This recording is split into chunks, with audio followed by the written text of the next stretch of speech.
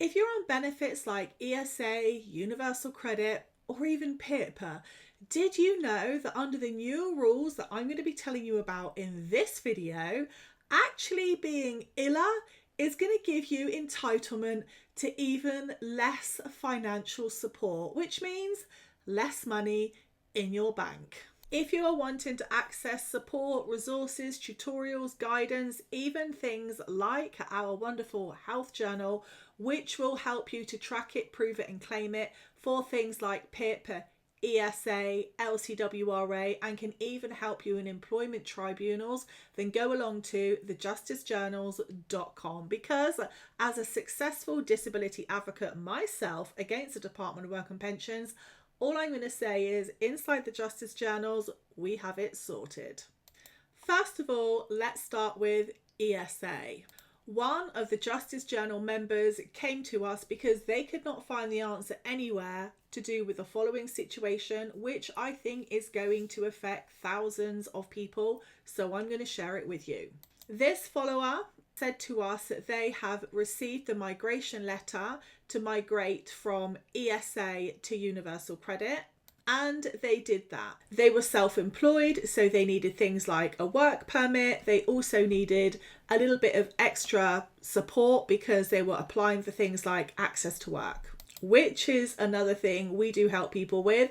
And if you want to find out how we helped this client go from $300 to £30,000 of funding from access to work, watch this video here. I'll link it down below, but after. Now let's get back into it.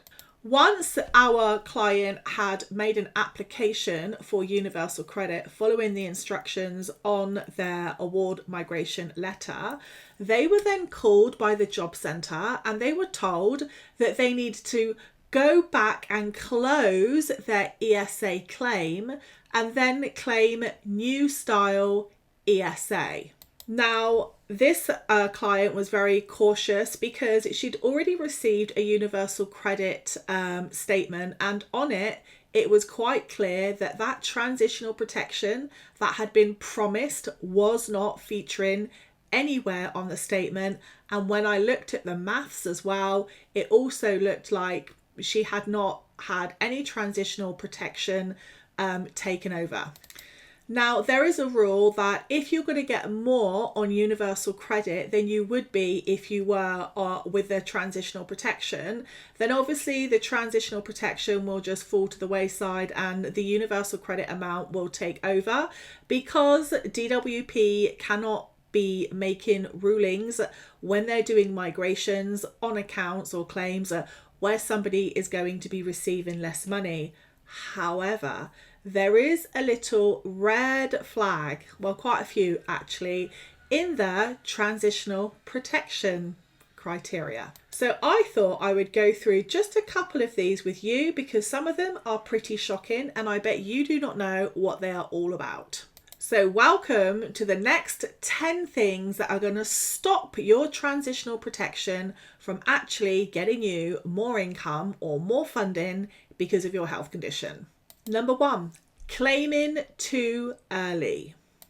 If you claim Universal Credit 1 month before you've been given a migration notice or 1 month after your migration notice, this will block and potentially break any transitional protection. So timelines, like everything to do with disability and application, is very important. 2, changing your couple status before claiming. Let's just say your partner moves in, or maybe you move out, or maybe you move in with somebody else. Now, if one of those partners did not get a migration notice, that is going to affect your transitional protection. So you've got to be a bit choosy about who you move in with or move out of. Number 3, ending a legacy award outside of managed migration. Example, ending your ESA claim without on advice, like some advice some of my clients have got, and it has not been the right advice. Number 4, let's just say you have a relationship breakdown and you separate. That will break the transitional protection. The same thing applies if you then form as a couple when you weren't previously. Again, that will break transitional protection. Now let's get on to number 5. So formally, when you are on Universal Credit, if you had a 0 award, like a 0 payout for 6 months in a row, your Universal Credit claim would automatically close. So 6 months would be the rule of thumb. Let's just say you're self-employed, or even you're doing a little job and you are on ESA or New Style ESA, and you receive £0 and 0 pence from Universal Credit account for the 4 months in a row. These have to be 4 consecutive months. If that happens, then that is going to break transitional protection. Number 6, AET, known as the average earnings threshold. If you suddenly start earning less and your income drops below the AET for 3 months in a row, you're going to lose your transitional protection. It's pretty shocking, really, isn't it? Given what Liz Kendall said. Like this, you're damned if you do and you're damned if you don't. Insane. Number 7, if your Universal Credit claim is closed or terminated or suspended for any reason at all, any being quite a thought-provoking keyword, then you lose your transitional protection. All I'm going to say at this point is, remember last month I told you about a couple who were in their late 60s that have been off on LCWRA and Universal Credit for the last 15 years, are on full PIP, are very unwell, and they've been marched down to the job centre, made to fill out a curriculum vitae and look for work. And because they didn't do it, their account, the Universal Credit account, got suspended, and then it got closed, of course, until their granddaughter got in contact with me, and then they also got compensation. Number 8, erosion to £0 and 0 pence. What do I mean by that? Let's just say there have been changes in benefit amounts, Universal Credit, housing allowances, carers allowance, LCWRA, etc. Let's just say any of those rates change, then those changes can whittle down the transitional protection to 0 or wipe it out altogether. 9, benefit cap interaction. Transitional protection will not pay anything above the benefit cap. So if on your Universal Credit statement with your housing allowance, your Universal Credit, LCWRA, or even an additional AET earnings threshold, if all of that takes you over the maximum amount for your household or the benefit cap, that is going to break the transitional protection, because transitional protection payments cannot be above the benefit cap. So you can't meet the benefit cap or hit it and then get a transitional protection payment on top of it. And finally, number 10, Transitional Capital disregard expiry. Oh, what a mouthful.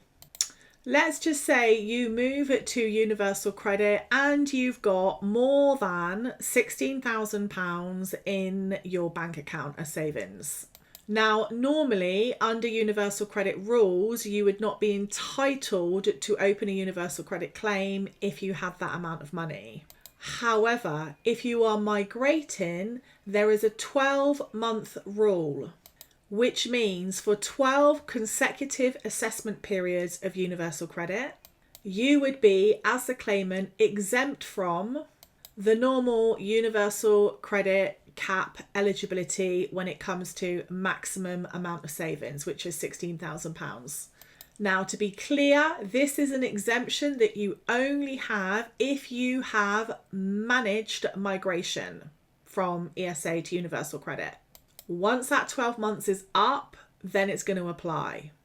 So just be careful who you're listening to and the advice you're taking actions upon, especially popular TikTok content creators, some of which I've seen now give out very bad advice. And with anything from the Department of Work and Pensions, as soon as somebody phones you and asks you to take some kind of action, ask them to confirm it with you in writing and in your journal as well. Like that, if you do take action and it hasn't been the right advice from a civil servant who works for the Department of Work and Pensions, if you have it in writing, then you will be able to do a mitigating circumstance or a mandatory reconsideration and have that action reversed. Otherwise, it would be seen as being unlawful. And like anything, if you need any more help and support, here I am over at the Justice Journals, and I've missed you guys all so much.